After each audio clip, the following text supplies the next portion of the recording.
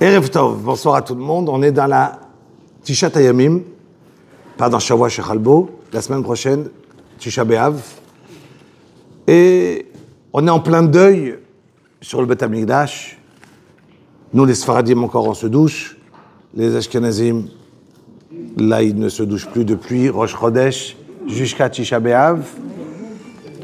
Et ils ne changent pas d'habit. On ne met pas de lessive. Vous imaginez, au bout de 9 jours qu'on n'a pas changé les chaussettes, on enlève les chaussures à Tisha B'Av. D'accord? Donc, on fait attention, on fait attention, on a le droit de les avoir préparés avant et on les change. On a le droit, comme nous, Shavua Shechalbo, on prépare ses habits avant et on les met. Maintenant, nous, Shavua Shechalbo, il n'y a pas cette année, mais c'est juste comprendre.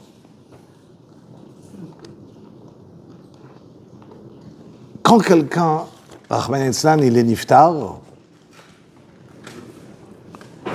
alors on est en deuil, ses enfants, pour un papa, pour une maman, pour un frère, un mari, une femme, un enfant. Combien de temps? 12 mois. Il y a la semaine qu'on est en deuil, un mois, les 11 mois, les 12 mois. Et on a fini. On a fini. Et il n'y a plus de deuil.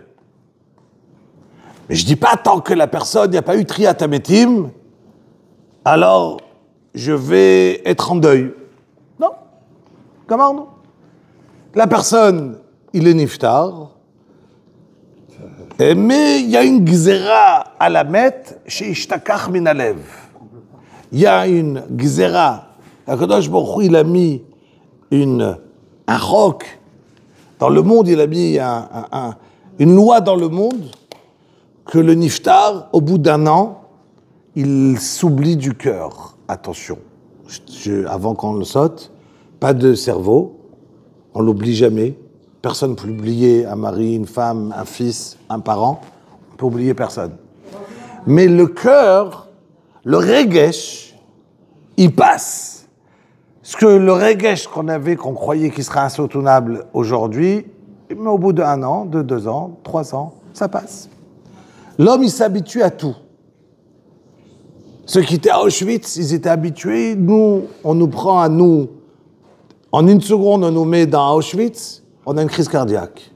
On ne peut pas tenir. Mais les gens là-bas, ils vivaient. Ils pouvaient même peut-être rigoler. Dans leur souffrance, dans les malheurs. Parce qu'une personne, il s'habitue. Le cœur, l'homme, il s'habitue à tout. À tout. Le ergel, l'habitude qui tue, mais l'habitude, elle fait que la raison même qu'une personne, il peut s'habituer au pire des choses dans le monde. Donc, on s'habitue. On a le temps, il fait qu'on s'habitue et que la chose, elle fait que le cœur, il fait passer. Le sechel, non. Le sechel, il est là. Le cerveau, il se rappelle de tout. Et voilà que Chazal nous donne une obligation chaque année d'être en deuil sur Yerushalayim, sur le Beth Amikdash, après 2000 ans pratiquement, qu'on n'a jamais connu le Beth Amikdash, qu'on n'a jamais réalisé c'est quoi, c'est que presque on va demander à un enfant d'être endeuillé sur son père qu'il n'a jamais connu, ça va être dur. Raconte à un enfant qui est yatom et tu lui dis ouais ton papa il est niftar quand il y avait 6 mois au Birlal avant ta naissance. Ouais, je l'ai jamais connu. C'est là. J'imagine que d'avoir un papa, ça aurait été bien. Imagine, en plus, sa maman, elle s'est remariée, il a un autre papa. Ouais, ça aurait fait plaisir de connaître c'est qui son père. Mais demande-lui de s'arrêter de pleurer quand il va pleurer. Et nous, on nous demande pratiquement 2000 ans après, et plus de 2000 ans, 2400 ans sur le premier Beth Amikdash qu'on est assis, et on te demande de pleurer, et de ne pas se doucher, d'être en deuil. Et pire que ça, là, on est dans une période que Mijinechnas Av, mais Ma'atim Besimcha. On n'a pas le droit d'être heureux, pas de musique, on ne mange pas de viande, pas de viande, ça veut dire que... Tout ça, c'est pas une halakha. C'est une manière de... C'est plus qu'une halakha, c'est pour te dire comment tu dois te ressentir. Quelqu'un qui l'a pris juste en tant qu'une halakha, ok, je mange pas de viande, mais je m'éclate, je prends 10 poissons. Il n'a rien gagné. L'idée, elle n'est pas de se sentir mauvais, de ne pas te doucher. Il dit de te sentir que tu es en deuil. Tu vois, ça ne me dérange pas, je ne mange pas de poisson. Ça veut dire que je dois être en deuil. Être en deuil, pleurer, m'arrêter, pleurer, marcher comme un endeuillé. Marcher comme quelqu'un que si maintenant tu lui dis, il y a ton fils qui est niftar et tu es en train de te dire, ouais, c'est bon, c'est pas grave. Non. On est censé être en deuil sur Yerushalayim. En deuil, ça veut dire que quelqu'un ne peut pas dire, ouais, j'ai trop chaud. Qui est quelqu'un qui a perdu son fils, il est en train de dire, j'ai trop chaud, j'ai besoin d'aller me doucher. Il ne sent même pas le besoin. Il fait chaud, il fait chaud. Il souffre, il n'a pas besoin. Donc, quand on est en deuil sur Yerushalayim, on est censé ressentir, je suis en deuil.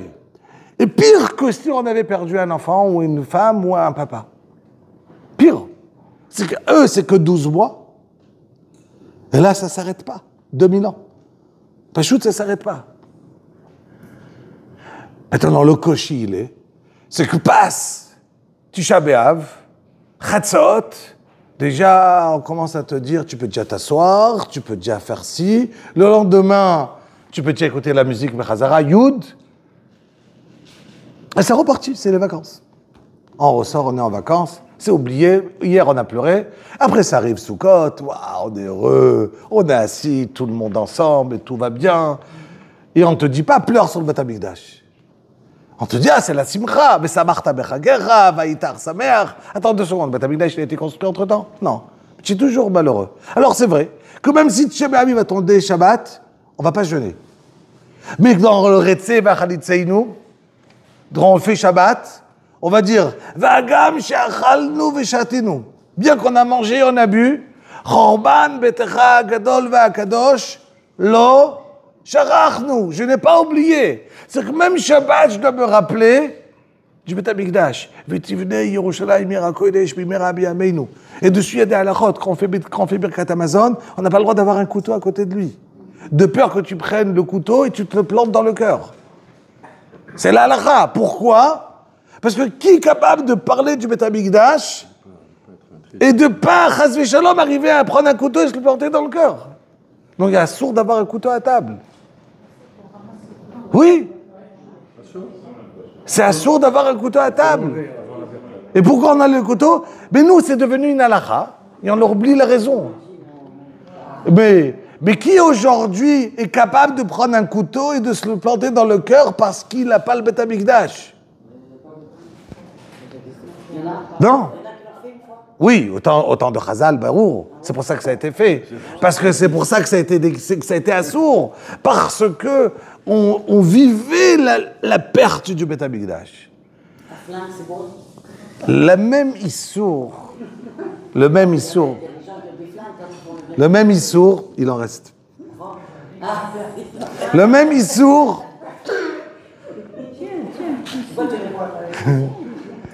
Issour, il va être sur quelqu'un. Ça veut dire que je suis en train de donner un exemple, de donner combien on a besoin de pleurer sur le Beth Amikdash. On sait très bien que quand on va se marier, on va prendre le verre et on va le casser et on va dire et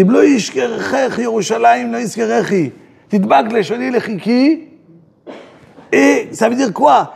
Le jour le plus heureux, bien qu'Ashkenaz se posait des cendres sur sa tête. On est Avel. Le jour le plus heureux, je dois prendre et de mettre des cendres car je dois me rappeler du Beth Amikdash. Rabotaï, dans le peu de temps qu'on a aujourd'hui, imaginez combien on peut en parler du Beth Amikdash. Dans le peu de temps qu'on a, on va essayer de donner légèrement un petit sentiment. C'était quoi le Beth Amikdash? Qu'est-ce qu'on a perdu? Que si je ne sais pas c'est quoi le Beth Amikdash, comment je peux pleurer dessus? Comment je peux m'accrocher au Beth Amikdash si je n'ai rien sur lui, je suis pas lié à lui. Donc, on va essayer de parler un peu des histoires de qu'est-ce qui s'est passé à cette période. Qu'est-ce qui était le Ham Israël à cette période? Comme j'ai dit, franchement, j'essaie juste de raccourcir dans ma tête, on va essayer de gagner du temps, que tout ce qu'on peut dire, c'est des heures et à parler, juste raconter sur Yerushalayim. Chazal, les Gmarot entières, et 4-5 dapim de Gmarot qui racontent sur Yerushalayim. C'est pas l'enseignement, c'est pas l'enseignement aussi de la précarité. Ça veut dire? Quand on donne l'exemple du mariage où on doit penser donc au Beth Amikdash, c'est que tout est précaire et qu'il faut faire attention pour. Non, c'est juste comprendre que la perte, j'ai une perte qui est énorme, et cette perte-là, je dois d'abord la réaliser. C'était quoi cette perte? Non, j'ai la perte, la grandeur de qu'est-ce que j'avais. C'était quoi le Beth Amikdash? En premier, je dois comprendre c'était quoi le Beth Amikdash pour savoir qu'est-ce que j'ai perdu. Qu'est-ce qui appartenait à Yerushalayim. Donc, on commence, on va essayer le moins de questions possible, comme ça je peux essayer de raconter le plus possible.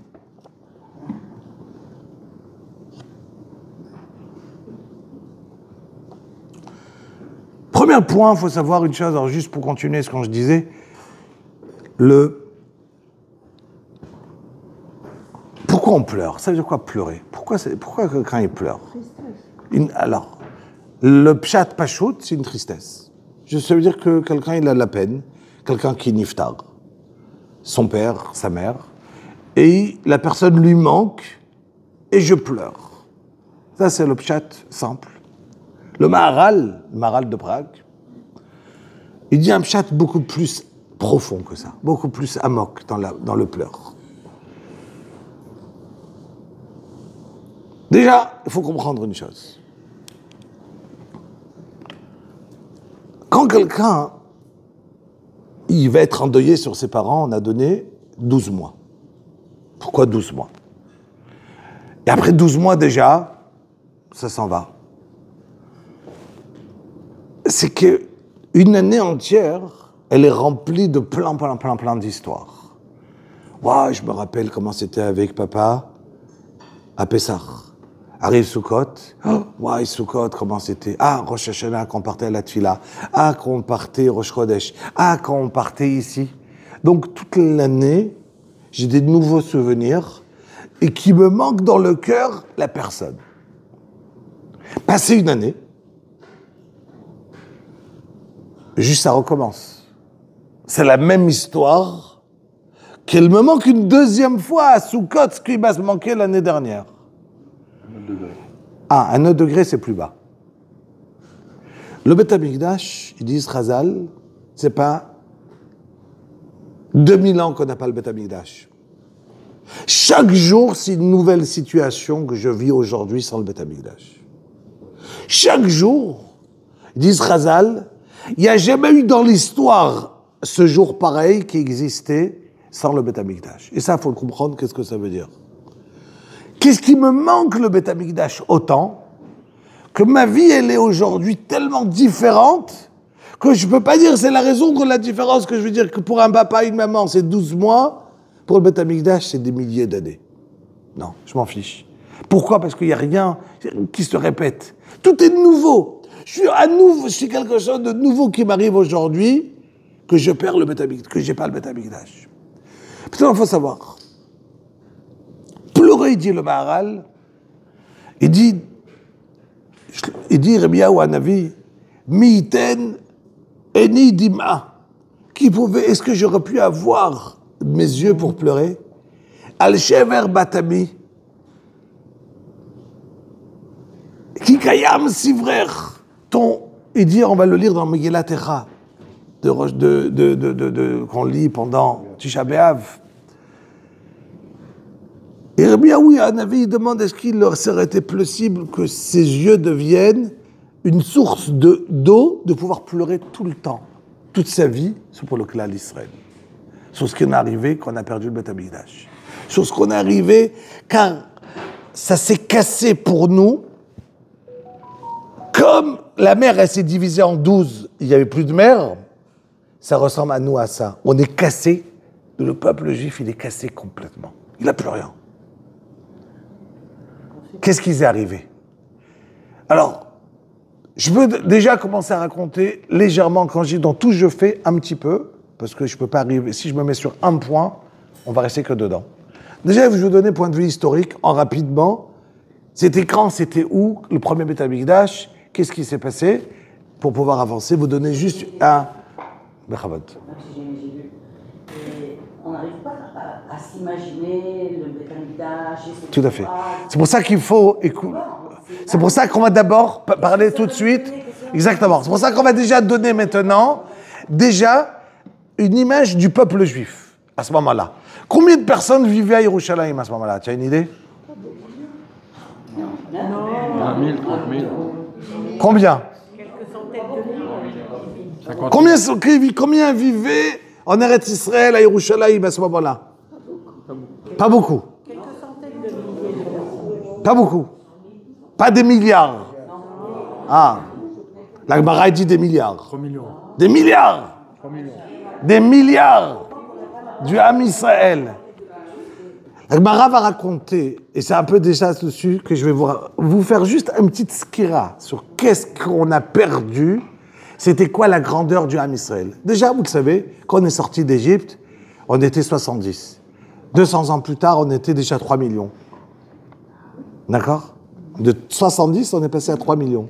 Il y avait une bracha. Vous êtes allé juste de Jérusalem. Moi, je parle juste de Jérusalem, que la Gemara va ramener qu'il y avait 480 keilot à Jérusalem. Chaque keila, elle avait sa choule, ses élèves, son Beth Midrash, ses écoles. Et on parle de centaines, de milliers par endroit. Une fois, on a juste compté à Grifa, c'est dit la Gemara, il a voulu compter Korban Pessah. Il a pris les clayotes du Korban Pessah qui étaient jetées, d'accord, qu'on ne mangeait pas. Il a compté comme ça 1 200 000 de Korban.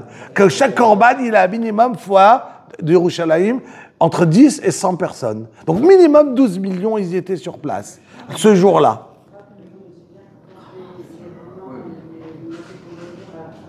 Il y avait 2 millions de rivières de sang. Mais venez, on va arriver avec cela dans la Gemara. Mais de ça, je vais vous lire des Gemarot. On va devenir fou sur ce qui se passait à Yerushalayim. Sur le nombre de morts qu'on a eu pendant le Beth Amikdash. Mais il faut y arriver. Il faut, voilà, il faut me laisser parler et on va y arriver. Donc,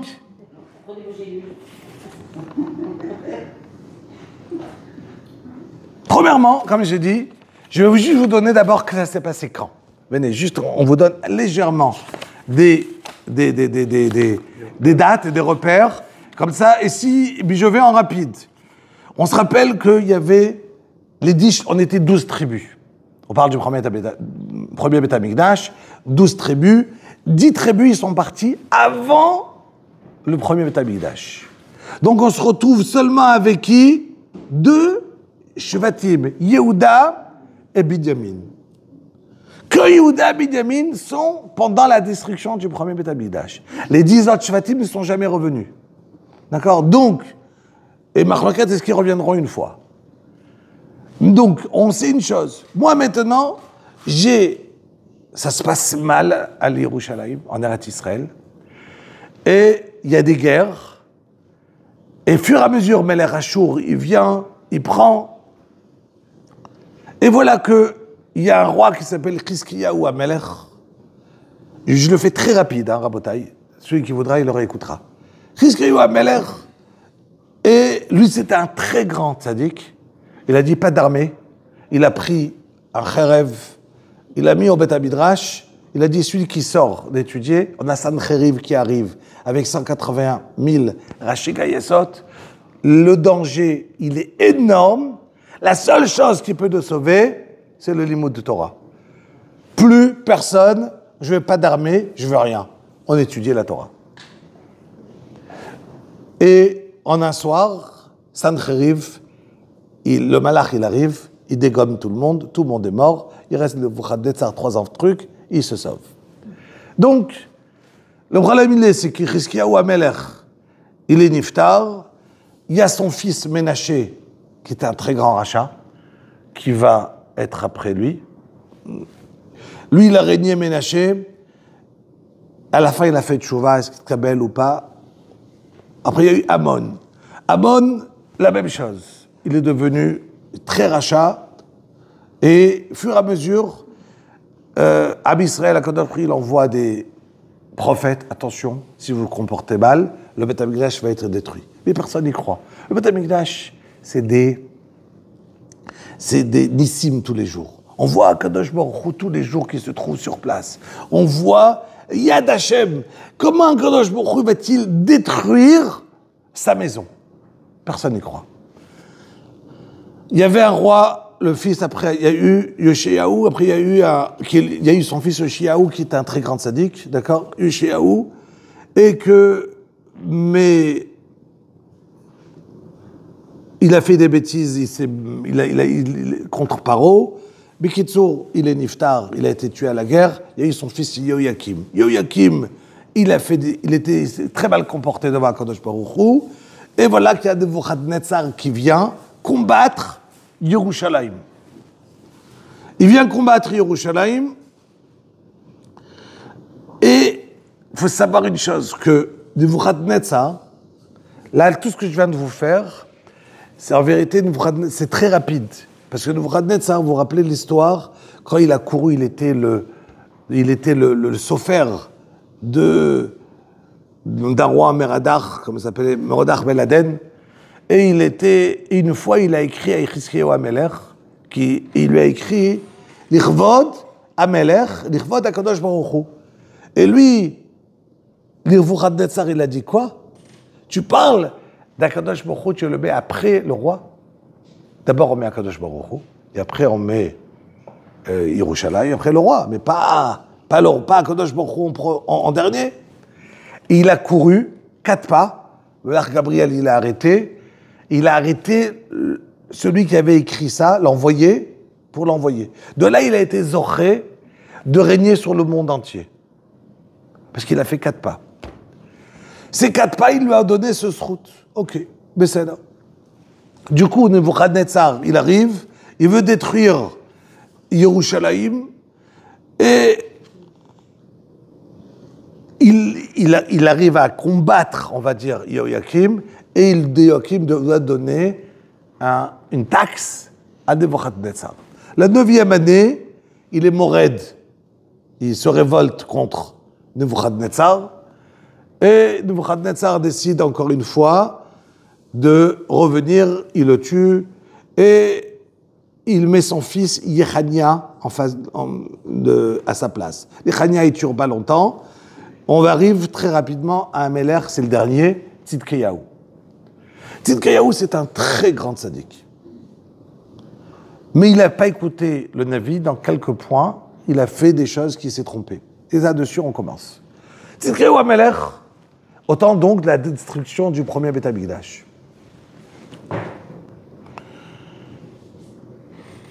Il était très proche de Nebuchadnezzar. Il se comportait comme un ami avec lui. Celui qui a détruit le Beth Amikdash, en fait de compte. Et un jour, quand il rentre dans la pièce de Nebuchadnezzar, il le voit en train de manger un lapin vivant. Il le prenait vivant, il le mangeait. Pourquoi il faisait ça à Nebuchadnezzar? Il faisait ça exprès parce qu'il voulait acquérir en lui de la méchanceté, d'être arzar.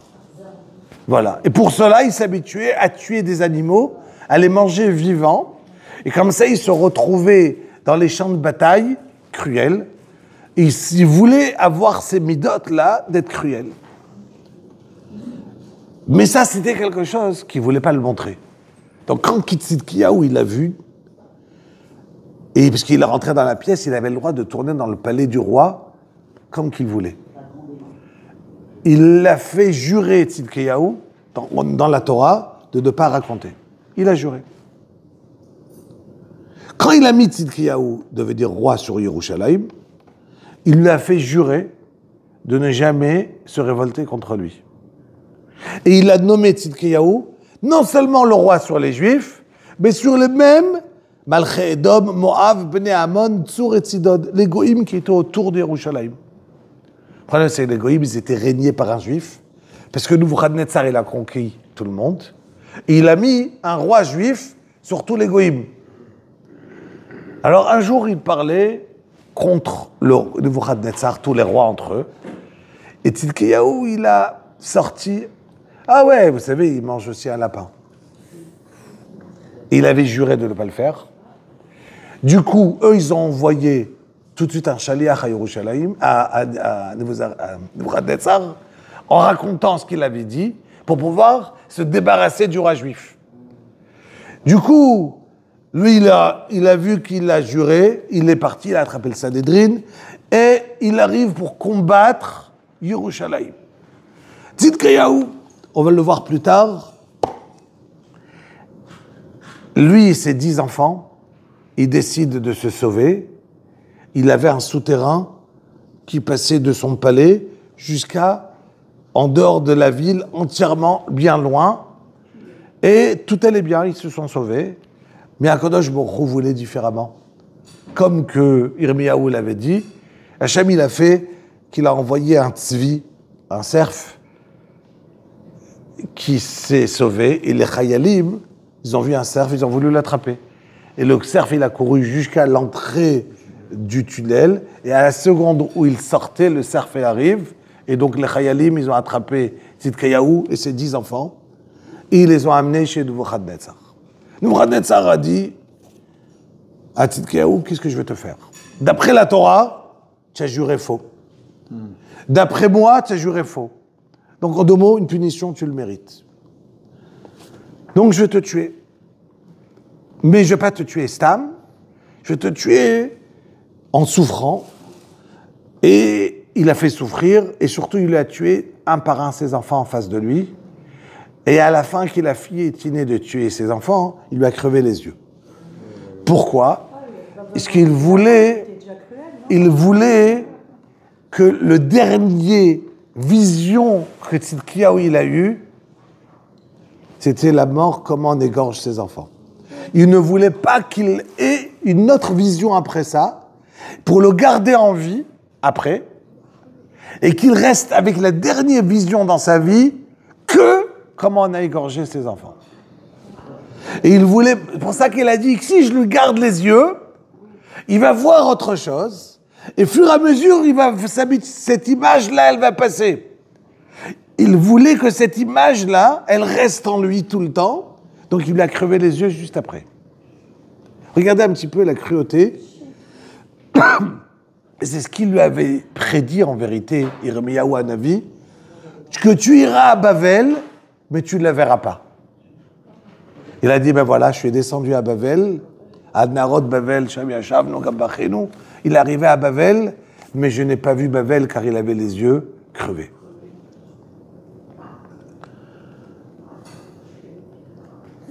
Quand on parle, 410 ans. Et le deuxième, 420. Est-ce que Babel, c'est le Liban d'aujourd'hui? Bavel, c'est l'Irak.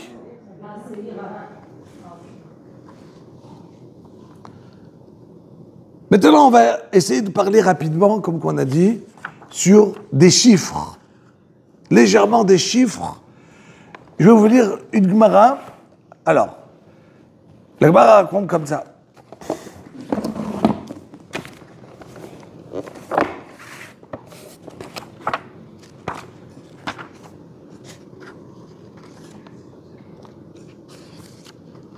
Alors juste, il faut comprendre une chose, avant d'arriver aux chiffres. Yerushalayim, vous savez quoi? On va commencer par cette histoire-là et on revient à ce que je voulais dire. La Gemara a dit comme ça.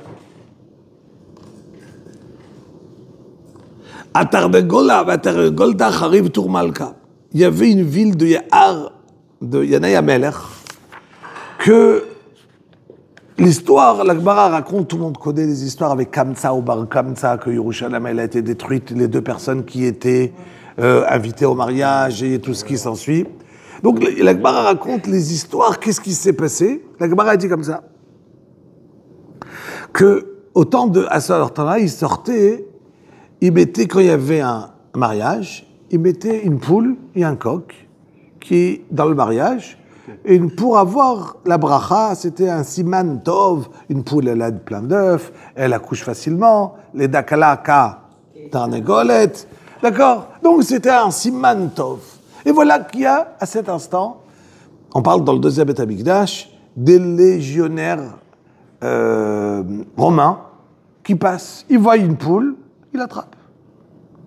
Les gens, ils s'énervent, et c'est à partir au mariage, et ils se disputent avec les légionnaires. Eux, ils vont, ils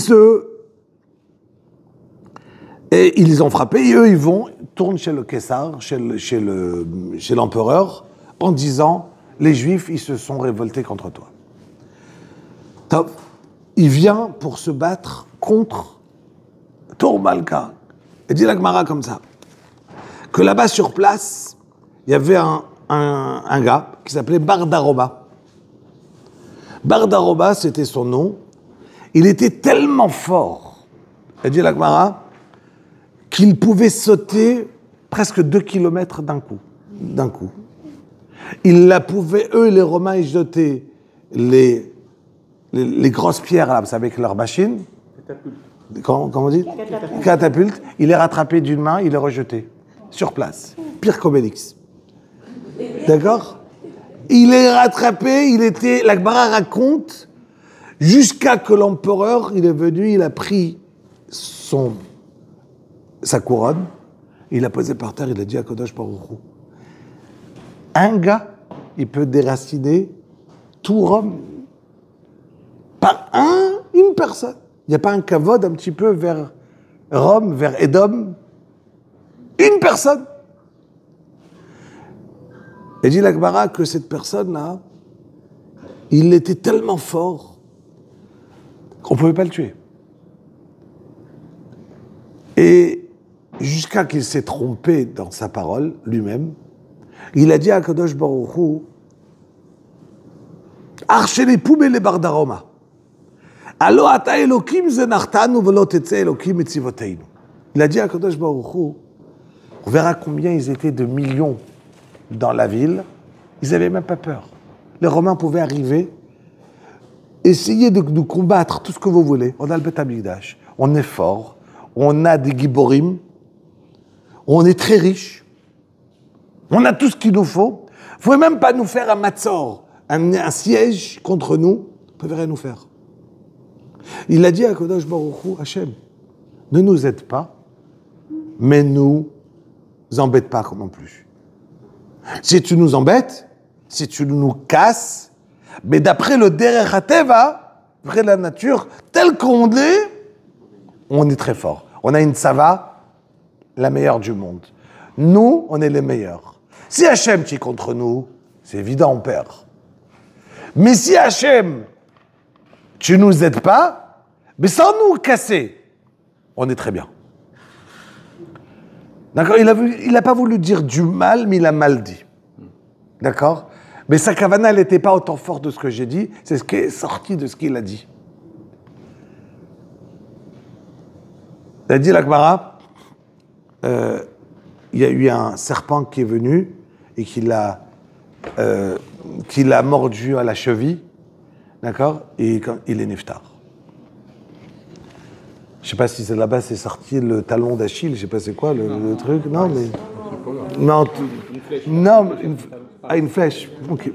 Alors, il y a eu un talon qui il est venu, il a mordu le serpent, il est niftar, et du coup, les Romains, ils ont pu commencer à rentrer. Il dit la Gemara que l'empereur romain, il a dit, extraordinaire. Hachem, il m'a fait une faveur, il m'a tué mon pire ennemi, je ne vais pas combattre les Juifs, je repars. Eux, il est parti, mais les Juifs, ils étaient tellement contents qu'ils ont commencé à fêter. Quand ils ont fêté, il s'est dit, ils sont contents, ils se moquent de moi, je reviens. Donc, il est revenu, et dit la Gemara, tellement c'est grand, Eretz Israël, Tellement c'est grand que, dit la Gemara, il y avait là-bas, écoutez bien,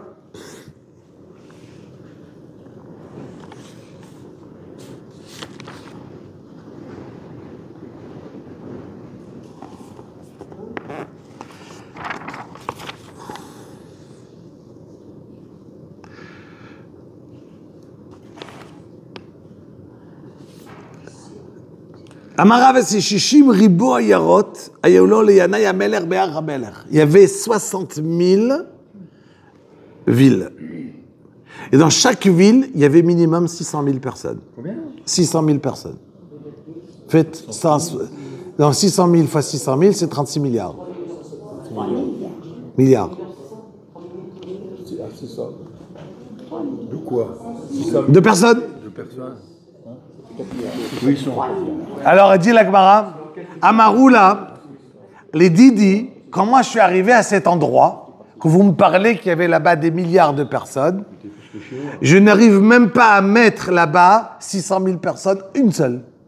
Comment vous pouvez me dire qu'il y avait là-bas autant de monde?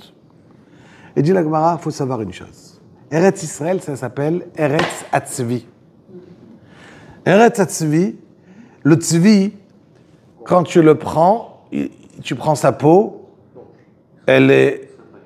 exactement. Ça veut dire que si tu prends un tzvi, tu l'enlèves, et dit la Gemara, il faut savoir qu'Eretz Israël, Akadosh Baruch Hu, il l'a grandi, il l'a rapetissé en fonction du Ham Israël. Si Ham Israël, on arrive, on est 10 milliards, il y aura de la place pour 10 milliards. Si on arrive à 100 milliards, on sera 100 milliards, il y aura de la place. Non, il n'y avait pas des gratte-ciel à ce moment-là. Voilà. On n'a pas besoin. Si on a la bracha, et te dit la Gemara, Akadosh Baruch Hu, il te donne, quand il invite ses enfants chez lui à la maison, il donne la place à tout le monde. Il y a de la place. Quand Hachem, il invite ses enfants chez lui, Eretz Israël, on est dans la maison d'Akadosh Baruch Hu. Quand Hachem, il nous invite chez lui, il y a de la place. Il dit la Gemara que les Ayarot, l'endroit, il s'est avalé. Alors, les Mfarshim, est-ce que c'est une agzama pour donner un nombre énorme? Ça veut dire une agzama, c'est une exagération, voilà. Mais c'est pour te dire juste le nombre. Et la Gemara commence à te donner des chiffres inimaginables de qu'est-ce qui s'est passé, combien il a tué de vos Araden sur place à Yerushalayim. Combien d'enfants ils ont été tués sur une pierre. Combien on va parler ensemble, presque 1 million de personnes à cet endroit. 1 million de personnes à cet endroit. Et là, c'est plus d'exagération. C'est des choses exactes que la Gemara vient et elle te donne. Donc, quand on parle de Yerushalayim, et que la Gemara a dit qu'il y avait 480 Kehilot qui habitaient Yerushalayim. Et donc, chaque Kehila commence à te raconter combien il y avait de personnes. C'est la Gemara quand il y avait la guerre là-bas. Tellement c'était grand. Il y a des gens qui mouraient d'un côté, et de l'autre côté, les gens étaient encore fêtés que la guerre elle était finie. Ils n'avaient pas eu le temps d'arriver à annoncer de l'autre côté qu'est-ce qui se passait. Ça veut dire que Yerushalayim, on parle d'un endroit avec des millions et des millions de personnes. Quand on parle de Shmonim Elef Kohanim, la Gemara raconte le nombre, jusqu'on le fait dans Megillat Echa, les Shmonim Elef Kohanim, 80 000 Kohanim qui sont partis à un endroit. On parle de tant et tant de Kohanim qui étaient dans le Beit Hamikdash, qui partaient. On parle de centaines de milliers de Kohanim. Et un Kohen, c'est quoi? C'est 5% de la population qui peut y être. Avant aussi, la même chose. Ils savent parce qu'ils sont 12 tribus. Ils sont Cohen et en fait ils ont un autre nom de famille. Parce que à cause des guerres, ils ont changé les noms à cause de ça. Il y en a plein qui ont changé de nom. Non, je parle en dehors des changements de nom. C'est des affaires de famille. Pas forcément. Il n'y a pas de raison pourquoi on a changé de nom. Après, il y a des gens qui sont des Kohanim qui sont halal, qui ont voulu changer. Ils ont voulu. Non, je rigole pas. Il n'y a pas de vrai Cohen. Il y en a des vrais Kohanim. Il y a le Chazonish, quand il est arrivé à Mnebrak, il a donné... Alors, il y a des gens qui ont dit qu'ils n'étaient pas des Kohanim, mais ce n'est pas le sujet. Donc, Rabotai, juste pour comprendre un petit peu le Beit Hamikdash. Donc, quand ils sont arrivés à Bavel, Nebuchadnezzar, il est arrivé, ils ont commencé le siège sur Yerushalayim le 10 Tevet. On se rappelle que le jour du 10 Tevet, on a aussi un jeûne. Et le 10 Tevet, il a commencé le siège autour de Yerushalayim. Ça a duré combien d'années? 3 ans et demi. Au bout de 3 ans et demi, il n'en pouvait plus. Nebuchadnezzar, ça ne marchait pas. Les Juifs ne se rendent pas. Bien qu'il y avait une famine affreuse dans Yerushalayim. Affreuse. Il y avait une famine où les gens les plus riches mangeaient leurs enfants. Elle dit la Gemara qu'il y avait une dame qui chaque année, elle pesait son fils et elle, en fonction de combien il pesait, elle envoyait tant et tant d'or au Beth Amikdash. Quand c'est arrivé la famine à Yerushalayim, un jour elle a cuisiné, elle a mangé. Ça veut dire que... Exactement. Ça faisait partie des bénédictions que... Tochal Nashim Piri Bitnan. Ça fait partie des malédictions de Kadosh il a dit qu'elle allait se passer. Ça veut dire qu'Arach Va'anugabar, toutes les choses qu'on relit, regardez, faites attention un petit peu à Megillat Techa. Vous voyez un petit peu là-bas, Tov ayu chalalei cherev. Tov, ils étaient meilleurs ceux qui mouraient par les épées que de mourir par la famine. La famine, elle était Nora Vayom. Et la Gemara raconte des histoires et des histoires qui ne sont pas le moment. Comme j'ai dit, je peux juste toucher à quelques points. Mais imaginez un petit peu 3 ans et demi de famine. Maintenant, il faut comprendre pourquoi il y a eu de la famine. Ils étaient extrêmement riches. Il y avait de quoi boire, il y avait de quoi manger. Il y avait des guerres internes. Dans les guerres internes, il y avait les Talmidei Chachamim et il y avait les Biryonim, ceux qui disaient on va se combattre. Et il y avait le Navi qui disait ne pas faire ci, et des personnes qui disaient on peut créer une guerre, on va avoir une sava et on va combattre. Et le Navi disait non. Qu'est-ce qu'ils ont dit? On reste comme ça. Akadosh Bri, il a dit que non. Sachem, il a dit que non. Ils ont voulu obliger les gens à sortir. Qu'est-ce qu'ils ont fait? Ils ont brûlé toutes les réserves de nourriture. Les Juifs eux-mêmes ont brûlé les réserves de nourriture pour obliger les Talmidei Chachamim à décider qu'il faut combattre. Mais le Navi disait de ne pas combattre. D'accord? Si on écoute le Navi, Yirmiyahu Navi,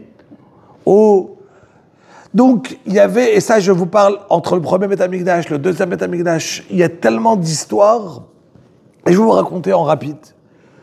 Elle dit la Gemara, donc je reprends, juste déjà il y avait, on est encore dans juste les dates. À Sarah Betevet, il est arrivé, le siège sur Yerushalayim. 3 ans et demi. Ça marche pas. Il n'arrive pas. Il a envie de repartir. Et il y a une bat-kol qui lui dit, écoute, une voix céleste qui l'entend, ne retourne pas, maintenant je te laisse. Je te donne Yerushalayim. C'est qu'Akadosh lui dit, jusqu'à maintenant, la raison que tu n'as pas réussi, écrit qu'il avait ramené 300 000 marteaux pour descendre la muraille de Yerushalayim. Il a cassé tous ces marteaux sur la muraille, elle ne se faisait rien. Et voilà qu'il entend une voix céleste qui lui dit « Reste ». Et tout à coup, il a eu une idée de voir la muraille, de la mesurer. Tout à coup, il a commencé à voir que tous les jours, la muraille, elle a commencé à descendre. Le 9 Tammuz, la muraille, elle est descendue suffisamment basse qu'ils ont pu rentrer. Mais c'était une muraille externe. Le 17 Tammuz, ils ont fait une brèche dans la muraille qui donnait vers la ville. Et là, ça a commencé le pillage, à tuer des millions de personnes, jusqu'à Tisha B'Av. Tisha B'Av, c'est le jour où ça a été, le Beth Amikdash, il a été mis à brûler, mais à la fin de Tisha B'Av. Ça veut dire à la fin de la journée.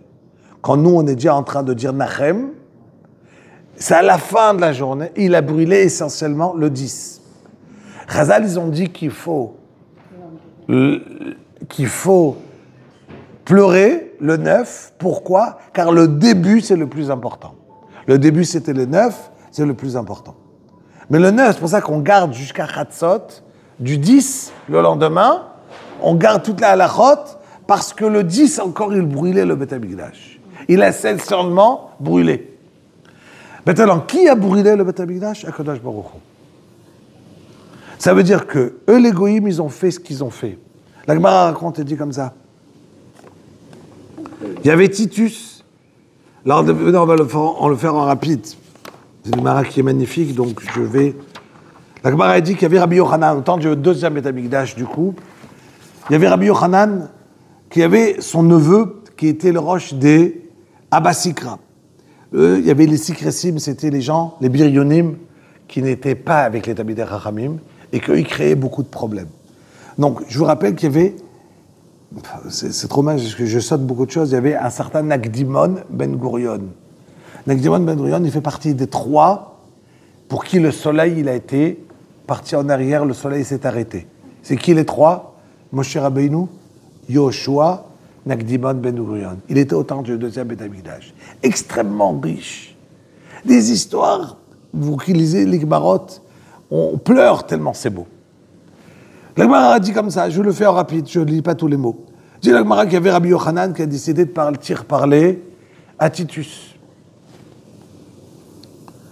Aspanius Caesar, pardon. Aspanius Caesar, c'était le grand général qu'il est venu pour détruire Yerushalayim. Rabbi Yochanan, il s'arrange parce que les Biryonim, ceux qui étaient là, ne laissaient pas sortir. Et eux qui dirigeaient. C'était très fort. Il s'est arrangé, il est sorti dans un cercueil comme s'il était mort. Il arrive devant le roi, devant le grand général. Il lui dit « Bonjour, le roi ». Il lui dit « Moi, je ne suis pas le roi, je suis un général. Tchayav Mita ». Il lui dit « Non. Celui qui va détruire à la fin le Beth Amikdash, c'est qu'un empereur. » Il lui ramène un pasouk. Ok. Et effectivement, pendant qu'il se passait, la Gemara raconte qu'il y a eu une annonce que effectivement, il est arrivé et il a vu la chokhma de Rabbi Yochanan. Comme Rabbi Yochanan, il était très intelligent, parce qu'il n'arrive plus à remettre une chaussure, il lui a montré comment le remettre. Il a dit, qu'est-ce que tu veux? Il a dit, je veux une chose. Avant de détruire le Beth Amikdash, donne-moi tous les Talmidei Chachamim. Yavne ve Chachamea. Que la Torah, tu vas détruire le Beth Amikdash, mais la Torah, elle doit rester. Donc tu me donnes les Talmidei Chachamim du Beth Amikdash. Il lui a donné. Donne-moi un médecin, donne-moi ci, donne-moi ça. Il lui a tout donné. 3 choses, il lui a donné. Lui, il est reparti, il a envoyé Titus. La Gemara a dit, quand Titus, il est arrivé, et il voit le Beth Amikdash, il dit, il a dit, Titus Aracha, il a dit, c'est ce que, où il est le bon Dieu. Vous les Juifs, vous avez tellement cru en lui, regardez, je rentre au Kodesh HaKodashim, au Saint des Saints, où le Yom Kippour, le Kohen Gadol pouvait rentrer une fois par an, et moi je peux faire ce que je veux. Dit la Gemara, Maasa, tafas zona beyado. Il a pris une prostituée, il est rentré au Saint des Saints, il a pris un Sefer Torah, il a ouvert, il a pris la prostituée, il a fait la vera dans le Kodesh HaKodashim. Et dit la Gemara, Venatal Saïf Vigider et Parochet. Il a pris une épée, et la Parochet qui est dans le Kodesh HaKodashim, il l'a éventré, il l'a déchiré. Il dit la Gemara, Venasanes. Il y a eu un net et il y avait du sang qui sortait de la parochette. Et dit l'Akbara, Kassavour, il a dit, j'ai tué le bon Dieu. Il a dit, mais c'est extra, voilà, je l'ai réussi, je l'ai tué. Il y a du sang qui sort. Et dit l'Akbara, Mikamora Chassinia. On sait très bien qu'on dit Mikamora Baelim Hashem. Il dit l'Akbara, il faut le lire, Mikabocha Baelimim Hashem. Toi, Kadosh Baruch Hu, tu es capable de voir une chose pareille et de laisser ce rachat faire tout ce qu'il fait, dire que tu aurais pu, évidemment, Kadosh Baruch Hu, à cet instant, l'arrêter, le tuer, lui faire tout ce que tu veux. Et Kadosh Baruch Hu, tu laisses. Maasa Natal ta parochet. Il a pris la parochet, il l'a transformé comme un sac, il a commencé à remplir pour amener à Rome tout la menorah, toutes les kélim du Beth Amikdash et les mettre dedans. והביא כל כלים שבמקדש והניחן בהם, והושיבן בספינה, לילך להשתבח בעירו. Et voilà qu'il met tout dans un bateau, et pour arriver à Rome, et ramener le tout. Et voilà que quand il est dans le bateau, Amad alav narshol shebayam le tovo, la mer elle a commencé à s'agiter, une tempête, il sent qu'il va mourir. Amar, kamdoumeani, shel Elohim shel elu, en gvurato la bebaim. Le Dieu des Juifs, sa force elle doit être que dans la mer. Il est arrivé par haut, il l'a tué où? Dans l'eau. Il est arrivé, chacun il a commencé à citer, Nachal Kishon, vous arrivez où? Basisra, Tavo Bamaim. Lui, Kadosh Baruch Hu aussi, il vient, Afra les Proubei. Tout ce qu'il veut, me faire du mal, c'est quand je suis dans l'eau. Mais quand j'étais au Beth Amikdash, j'ai fait ce que je voulais. Im Giboru, si Hachem il est fort, laisse-moi qu'il arrive à Rome, et là-bas, on va faire la guerre ensemble. Yatzta bat kol ve'abralo, Racha ben Racha. Il y a une voix céleste qui est sortie qui lui a dit, Racha ben Racha, ben bno shel Esav Racha, petit-fils de Esav Racha. Birya kala, yesh li bo'olami. Je peux te prendre un petit insecte de mon monde, et contre lui, tu vas pas réussir. Moi, je me bats contre toi. Je dis à Kadosh Baruch Hu, un petit insecte, il peut te battre. Je t'ai laissé détruire le Beth Amikdash, car le Beth Amikdash il était déjà détruit. D'abord, Am Israël, ils l'ont détruit, Hachem, il a enlevé sa shrina du Beth Amikdash, et là, les goïms, ils ont pu rentrer au Beth Amikdash. Mais tu crois que toi, tu as pu détruire le Beth Amikdash? Tu as cassé une maison qui était déjà cassée. Et dit l'Agmara, il y a touche, il y a Yatouche, une sorte de moustique, qui est rentré. Et je ne sais pas si c'est vrai moustique ou pas, parce que l'Agmara a dit que c'est un insecte qui mange, mais qui ne fait pas. Qui ne fait pas. Je crois que c'est des éphémères, non? Je ne sais pas comment on dit ça. Il y a un insecte, a dit l'Agmara, en hébreu on appelle ça Yatouche. Amai kari lebkiri abria de balna, mais elle ne ressort pas. Elle peut manger, mais elle ne sort pas. Et j'ai l'Agmara, c'est rentré dans sa tête. Et pendant 7 ans, il avait des maux de tête, il devait des fous. Et ça lui mangeait son crâne. Un jour, l'Agmara a dit, il est passé à côté d'un endroit où tapait du fer, forgerie, et le Yatouche, il a entendu ce bruit, il a arrêté de faire zzz dans la tête. Il s'est dit, c'est extra. Et toute la journée, il avait quelqu'un qui lui tapait à côté de lui du fer. Vous imaginez? Notamment, il n'en pouvait plus. Et il disait au goïm qui lui faisait ça, toi je te paye. Ben, un juif, tu dois kiffer comment je dois avoir. Et dit l'Agmara, pendant 7 ans, il a souffert. Jusqu'à qu'il est mort, on lui a ouvert sa tête, et on a retrouvé une bête énorme qui était dedans. Et dit l'Agmara, il a demandé de le prendre, de le brûler, et de disperser ses cendres dans le monde entier, sur les 7 mers, pour qu'Akadosh Baruch Hu ne le retrouve pas, pour pouvoir lui faire une punition dans le Gehinam. Et dit l'Agmara, Onkelos, qui était son neveu. Onkelos, celui qui a écrit le commentaire sur la Torah, c'était le neveu du Titus. Il l'a fait remonter, avant de se convertir, son âme du Gehinam. Il a commencé à lui demander comment ça se passe pour lui en haut. Il a commencé à lui raconter comment c'est le Gehinam en haut. Et après, il a fait monter plusieurs. Et il a demandé, qu'est-ce que tu en penses? Je fais du mal moi aussi aux Juifs?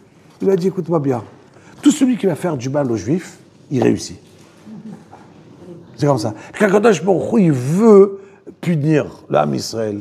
Pour pouvoir punir, il te donne la tzlacha, pour pouvoir être en haut, pour pouvoir avoir comment réussir. Donc tu veux réussir dans ce monde, fais du mal aux Juifs. Tu vas faire partie de l'histoire. Comment on fait du mal au âme Israël?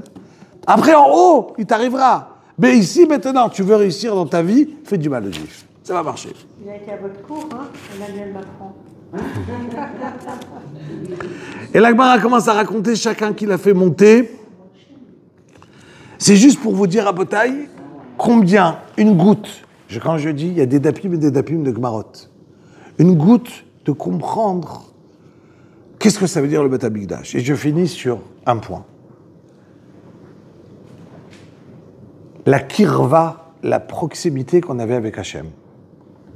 Quand on était au Beth Amikdash, dit la Gemara, ça n'existait pas qu'on dormait à Yerushalayim, qu'on n'était pas pardonné.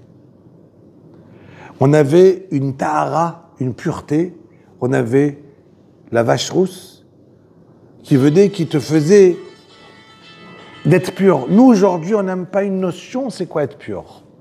Pour vous donner, qu'est-ce que ça veut dire être pur? Le Chida, quand il parle du Hari Akadosh, le Harizal, il dit c'est impossible qu'il ait arrivé à ce niveau sans être pur. Forcément, c'est qu'Eliyahu Hanavi, il a dû venir et lui mettre sur lui des sens de la vache rousse pour qu'il devienne pur. Sinon, c'est impossible. Impossible d'arriver au niveau que le Harizal, il est arrivé sans être pur. Mais nous, on ne sait même pas c'est quoi être pur. On ne sait même pas c'est quoi être proche d'Akadosh Baruch Hu. On ne sait même pas c'est quoi arriver chez Akadosh Baruch Hu, de parler, d'avoir... Et dit la Gemara, depuis que Beth Amikdash il est parti, il y a une mechitza chez le Barzel, entre nous, il y a Akadosh Baruch Hu. Il y a massacre chez le Barzel. On est plus proche d'Hachem. C'est fini. Alors tout ce qu'on a l'impression que nous on est, c'est par rapport à ce que nous on a dans notre niveau possible. Mais sinon c'est fini.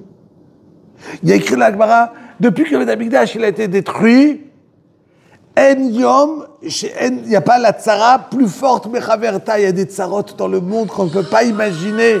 Le nombre de tzarot qu'on a dans le monde par le manque de ne pas avoir de Beth Amikdash. Donc, chez En Yom, chez Meroubé, Kilelato Bechavero. Tous les jours, il y a notre klala dans le monde. Alors, aujourd'hui, on est dans ces jours où c'est la meilleure manière, parce que celui qui pleure le Beth Amikdash, c'est prouve que le Beth Amikdash, il est vivant. Je ne peux pas pleurer sur quelque chose qui est mort. Quelque chose qui ne va pas revenir, on ne pleure pas. Quand je pleure sur le Beth Amikdash, ça veut dire que je crie haut et fort, il est vivant. Il va revenir à chaque instant et j'y crois. Que le Mashiach, il va venir et qu'il y aura le Beth Amikdash qui est déjà construit, le 3e, il est en haut, il va descendre d'en haut directement. Pas un homme qui va le construire.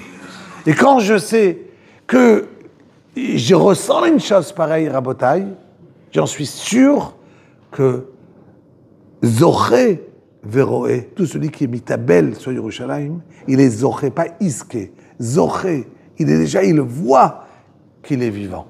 Il ressent déjà le Beth Amikdash vivant, mais Hashem Shiniské, qu'on n'aura pas besoin d'être mitabel à Tisha B'Av. Il faut être ma'amin à 100% que le Beth Amikdash peut arriver à chaque instant. Et ça fait partie, la première question qu'on va arriver en haut, c'est Tzipita le Yeshua. Est-ce que tu attendais le Mashiach?